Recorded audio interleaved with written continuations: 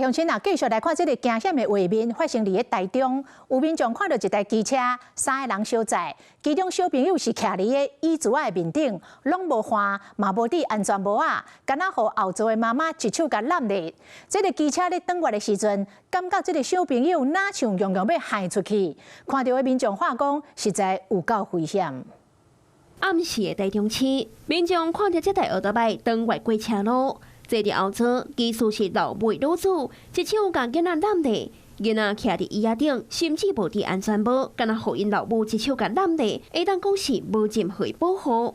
機車轉彎的時，小朋友哪像規個人又要摔出去。安全還是要顧啦，因為你還是有其他的用路人的，要注意安全啊。會不會覺得這樣子很危險？對啊，超危險的，而且小朋友是站起來嗎？對，站起來的，對，還蠻危險的。驚險的畫面出現在台中市漢口路甲青海路口，暗時8點外，路口真濟車，民眾看到技術是一口罩3個人徛奧多麥，老爸騎車坐上頭前，老母在後壁，正手甲中的小朋友攬咧，小朋友直接徛佇咧椅子仔頂懸，雙手換卡棒，也無甲爸母攬咧，而且閣無戴安全帽。民眾講，自伊生目睭發白白，都毋捌看過遮喊的。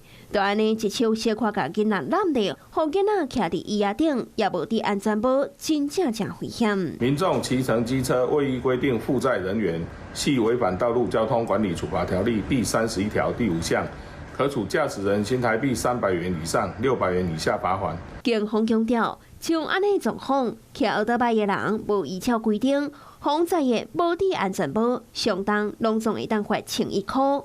罰錢是小可大，若一個無丟地發生意外，後果就真歹勢上。